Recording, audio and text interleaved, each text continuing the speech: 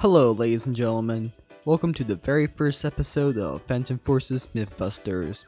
Today, I have 10 myths from you guys that I'll be testing to see if they're confirmed or busted. But before I start, go down there and submit your myths for the next episode. Remember, the format is myth - whatever your myth is. Good luck, let's begin with myth number 1. The first myth we have is from Semifinal XYZ. The grenades bounce back when you try to throw them outside the invisible border. So, to test this myth out, I'll be going to Suburbia and to the invisible border right outside of spawn.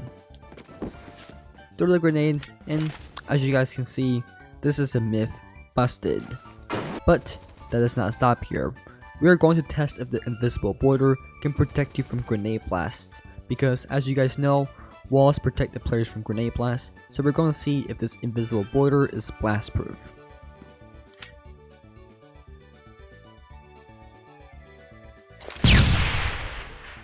And as you guys saw from that, the invisible border does protect you from grenade blasts.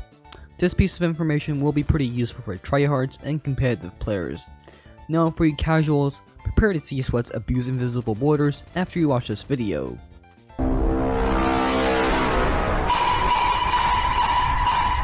Moving on to the second myth, we have a doorknob width. You cannot hold two melees at the same time. To test this myth, it's pretty simple. Spawn in and F5 with a melee. Spawn back in again with a different melee and go to your death spot. Switch to your secondary slot or primary slot and pick up the melee. And as you guys can see, this myth is busted. So you cannot hold two melees at the same time. Let's move on to the next one. Now, for myth 3, here is what everyone clicked the video for. We have Ito Burritos for everyone with, you can kill someone then flick very quickly through someone else with very low health, and killing them will make a collateral. I'm going to go ahead and say it's a myth confirmed, as I have a first-hand experience on this a while ago. But, just in case if Stylus changed the script for collat registration, I'll be testing again on a modern, up-to-date server.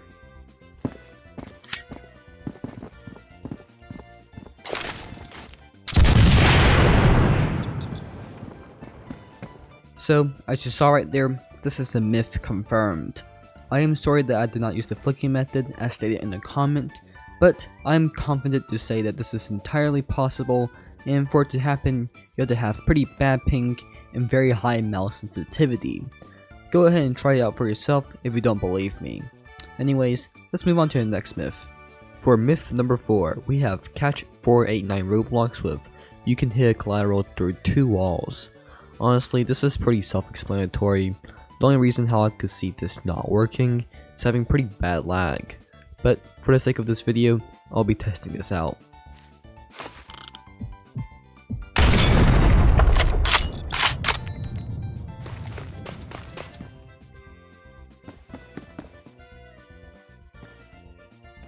And as you guys saw from that, this myth is indeed confirmed. Let's move on to the next one. As for myth 5, we have a pretty controversial myth here. CZ was taken said, backstab through wall, lol. Personally, I have experienced many times where I hit people through walls with a knife, but when I was testing this in a modern up-to-date server, results were pretty unexpected.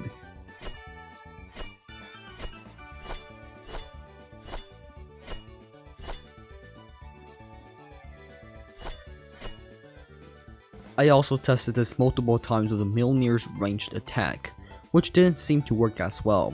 So, this is the myth busted. Let's move on to the next one.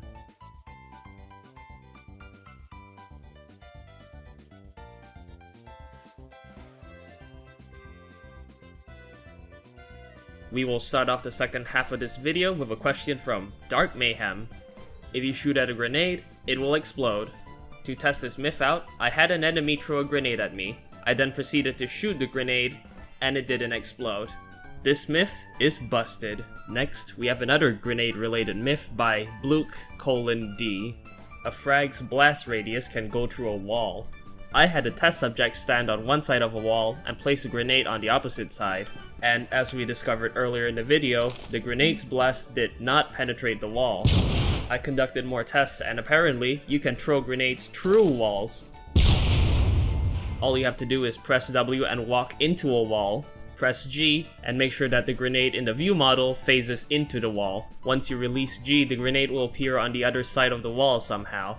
If you plan on using grenades in your next game of Phantom Forces, try doing this to confuse the hell out of your enemies. Next up, we have a gun-related myth by Cursor. An M231 with a 6x VCOG, a stubby grip, and a ballistics tracker / blue laser is a pretty good DMR. I did some testing and the results are not flattering at all.